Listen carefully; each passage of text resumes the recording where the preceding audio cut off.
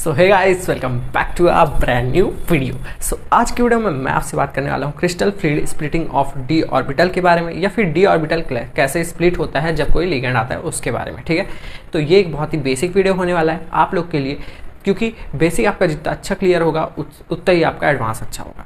So guys, अगर आपको ये वीडियो देखने के बाद अच्छा लगे तो इसको लाइक करके जाना, चैनल को सब्सक्राइब कर देना इसी तरह के यूजफुल वीडियोस के लिए, और बेल आइकन कॉल पे सिलेक्ट कर देना। और कोई भी डाउट होगा तो कमेंट सेक्शन, इंस्टाग्राम, टेलीग्राम कहीं भी पूछ सकते हो। सो गाइस, करते हैं वीडियो को स्टार्ट बिना किसी टाइम वेस्ट के।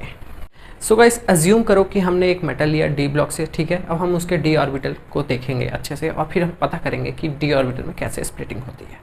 ठीक है, अभी आप बस इतना जान लो कि ये 5 सेक्शन है और ये डी ऑर्बिटल है।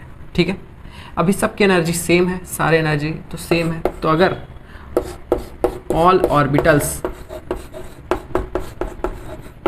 Have same energy,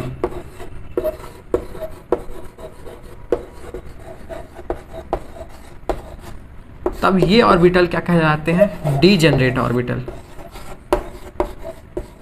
degenerate orbitals. ठीक है, स्पेलिंग थोड़ा मिस्टेक हो गई थी, ऐसे लग रहा था, इसीलिए चेक किया, बीच में होल्ड लिया। तो अगर ये पांचों ऑर्बिटल की एनर्जी सेम है तो ये कहलाएंगे डीजेनरेट ऑर्बिटल्स। अभी तक तो सब सही चल रहा है, सबकी एनर्जी सेम है कि इसको किसी से कुछ मतलब नहीं है। पर जब लिगेंड आता है उसके पास एक एक्स्ट्रा इलेक्ट्रॉन पेयर रहता है। ठीक है, जब लिगेंड आता है इस मेटल के पास तब क्या होता है? ये मेटल है, इसमें पहले से एक या दो इलेक्ट्रॉन, कुछ ना कुछ इलेक्ट्रॉन रहते ही हैं। ठीक है, मान लो कुछ इलेक्ट्रॉन है इसमें। तो ये लिगेंड जब आता है तो इसका ये जो इलेक्ट्रॉन है ये यहाँ पे घुसना चाहता है और इसके साथ पेयरिंग करना चाहता है, हाइब्रिडाइजेशन करना चाहता है और एक कॉम्प्लेक्स फॉर्म करना चाहता है। ये ठीक है, तो जैसे ही ये फॉर्म करना चाहता है तो ये जो अंदर के इलेक्ट्रॉन हैं इनके ऊपर रहता है नेगेटिव चार्ज, और जो लिगेंड का इलेक्ट्रॉन है उसके ऊपर भी रहता है नेगेटिव चार्ज। तो हमने पढ़ा है कि same charge ripple each other. ठीक है, और opposite charge attract each other. तो यहाँ पे नेगेटिव नेगेटिव क्या करता है? रिपल्शन करता है। नेगेटिव चार्ज ऑर्बिटल का, डी ऑर्बिटल का, नेगेटिव चार्ज किसका? डी ऑर्बिटल में जो प्रेजेंट इलेक्ट्रॉन है, electron present in D orbital ripple करते हैं किसको? Electron of ligand. ठीक है, तो ये दोनों के इलेक्ट्रॉन, लिगेंड के इलेक्ट्रॉन और डी ऑर्बिटल में जो इलेक्ट्रॉन पहले से प्रेजेंट हैं वो आपस में रिपल करते हैं, जिसकी वजह से ये डी ऑर्बिटल की डीजेनरेसी खत्म हो जाती है। मतलब कि अब जैसे ही लिगेंड पास आता है तो सारे ऑर्बिटल्स एक एनर्जी में नहीं रहते। ठीक है, किसी डी ऑर्बिटल की एनर्जी हाई हो जाती है और किसी की लो। ठीक है, इतना समझ में आया? तो इतना तो समझ में आ गया कि लिगेंड के आने से एनर्जी बढ़ेगी ऑर्बिटल की। किसके ऑर्बिटल की? डी ऑर्बिटल की। किसके डी ऑर्बिटल की? मेटल के डी ऑर्बिटल की। क्यों बढ़ेगी? क्योंकि मेटल के डी ऑर्बिटल के अंदर इलेक्ट्रॉन है, इसलिए। ठीक है, तो लिगेंड अब दो जगह से आ सकता है, एक्सिस से भी आ सकता है और एक्सिस के बीच से भी आ सकता है। ठीक है, तो एक्सिस के अगर बीच से आता है, मतलब कि अगर एक्सिस से नहीं आता है, नॉन एक्सिस साइड से आता है, तो नॉन एक्सियल ऑर्बिटल की एनर्जी बढ़ जाएगी।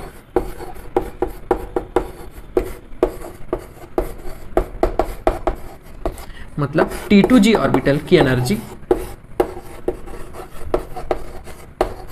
बढ़ जाएगी। अगर लिगेंड अटैक करेगा, मतलब लिगेंड अगर आएगा नॉन एक्सियल साइड से, तो नॉन एक्सियल जो ऑर्बिटल है उसकी एनर्जी बढ़ जाएगी। नॉन एक्सियल ऑर्बिटल में कौन कौन से ऑर्बिटल आते हैं?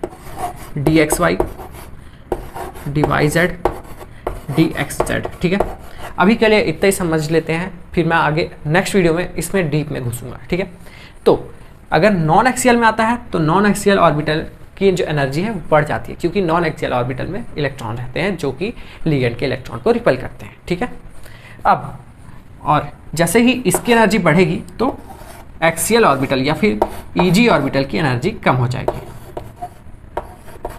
ठीक है, इतना समझ में आ गया? एक की बढ़ेगी दूसरे की कम होगी, क्योंकि अगर एक में इलेक्ट्रॉन है तो दूसरे में इलेक्ट्रॉन नहीं होंगे तो उसकी एनर्जी कम हो गई। ठीक है, अब अगर जो लिगेंड है वो एक्सियल ऑर्बिटल में आया तो एक्सियल की एनर्जी बढ़ जाएगी। तो एक्सियल मतलब EG होता है। EG में आते हैं दो तरह के ऑर्बिटल, DZ² और DX² Y²। ठीक है, तो अगर लिगेंड एक्सिस में अटैक करता है तो ये दोनों ऑर्बिटल की एनर्जी बढ़ जाएगी। अगर इसको डायग्राम से देखें, ठीक है, तो ये होते हैं T2G ऑर्बिटल और ये होते हैं EG ऑर्बिटल। तो T2G ऑर्बिटल की एनर्जी बढ़ गई। अगर इसको डायग्राम से देखें तो EG ऑर्बिटल की एनर्जी बढ़ गई। तो अब हमें पता कैसे चलेगा कब किसकी एनर्जी बढ़ेगी, ये हम देखेंगे नेक्स्ट वीडियो। अभी इतना ही जान लेते हैं, ठीक है। तो इसीलिए ये देखो, ये तीनों ऑर्बिटल की अब एनर्जी सेम है, नॉन एक्सियल ऑर्बिटल की एनर्जी सेम है, एक्सियल ऑर्बिटल की एनर्जी सेम है। तो इसीलिए EG ऑर्बिटल में 2 ऑर्बिटल रहते हैं, तो 2 ऑर्बिटल को हम इसीलिए बोलते हैं डबली डीजेनरेट ऑर्बिटल, डबली डीजेनरेट ऑर्बिटल। और जो 3 है यहाँ पे, 3 ऑर्बिटल साथ में है और तीनों की एनर्जी एक साथ बढ़ती है और एक साथ घटती है, तो इसीलिए बोलते हैं इसको ट्रिपली डीजेनरेट ऑर्बिटल, मतलब कि तीनों की एनर्जी सेम है, ठीक है। ये डिफरेंस आपको आना चाहिए। एक बार फिर से रिवाइज कर लेते हैं। जब लिगेंड आता है मेटल के पास, तो मेटल के पास रहता है खाली d ऑर्बिटल, ठीक है, खाली नहीं मतलब पार्शियली फिल्ड, कुछ इलेक्ट्रॉन्स ही हैं रहते हैं उसमें। तो जब खाली जो d ऑर्बिटल रहता है उसमें इलेक्ट्रॉन रहते हैं, वो इलेक्ट्रॉन लिगेंड के इलेक्ट्रॉन को रिपेल करते हैं, ठीक है। तो जब लिगेंड आता है तो वो 2 तरह से आ सकता है, 2 जगह से आ सकता है स्पेशली, ठीक है। वो एक्सिस से भी आ सकता है या फिर एक्सिस के बीच से भी आ सकता है। अगर वो एक्सिस से आया तो एक्सिस में रहते हैं 2 ऑर्बिटल प्रेजेंट, ठीक है, और वो दोनों ऑर्बिटल की एनर्जी सेम रहती है, इसीलिए वो सेम एनर्जी वाले ऑर्बिटल को बोलते हैं हम डबली डीजेनरेट ऑर्बिटल या फिर EG ऑर्बिटल, सिंपल अगर लैंग्वेज में। तो ये अगर वो एक्सिस में आ रहा है लिगेंड, तो ये एक्सिस वाले जो ऑर्बिटल हैं, एक्सियल ऑर्बिटल है जो हमारे, उसकी एनर्जी बढ़ जाएगी। अगर वो नॉन एक्सिस साइड से आ रहा है, मतलब इन बिटवीन द एक्सिस से आ रहा है, तो हमारे जो नॉन एक्सियल ऑर्बिटल हैं उसकी एनर्जी बढ़ जाएगी, ठीक है। तो अगर ये कहाँ से आता है, एक्सियल में आते हैं, ठीक है। अगर एक्सिस में आता है लिगेंड तो हम इसी को बोल देते हैं ऑक्टाहेड्रल, केस बता रहा हूँ बस, और इसको बोल देते हैं टेट्राहेड्रल। तो ये तो हो गया सिंपल सा, मतलब आपको मैंने एक मोटा मोटा ज्ञान दे दिया कि ऑक्टाहेड्रल में स्प्लिटिंग कैसे होती है, ऑक्टाहेड्रल में किसकी एनर्जी ज़्यादा रहती है, किसकी कम रहती है। देखो EG की ज़्यादा रहती है, T2G की कम रहती है, और इसमें T2G की ज़्यादा रहती है टेट्राहेड्रल में, और EG की कम रहती है, ठीक है। इसके बाद जो वीडियो आएगा उसमें मैं इन लोग में इन डेप्थ घुसूंगा कि इसमें ऐसा है कैसा, मतलब ऐसा क्यों हुआ या फिर कैसे होता है, ठीक है। तो अगर आपको ये वीडियो अच्छी लगी, कुछ समझ में आया, कुछ नया चीज़ मिला, कुछ बेसिक ज्ञान है ये, अगर बेसिक ज्ञान आपको अच्छा लगा तो इसको लाइक करके जाओ, चैनल को सब्सक्राइब कर दो। इसी तरह के वीडियोस के लिए बेल आइकन कॉल पे सिलेक्ट कर दो, और कोई भी डाउट हो तो टेलीग्राम, इंस्टाग्राम, व्हाट्सएप कहीं भी पूछ सकते हो, या फिर कमेंट सेक्शन तो अपना यूट्यूब का है। सो गाइस करते हैं वीडियो का एंड, मिलते हैं नेक्स्ट वीडियो में। Till then bye bye.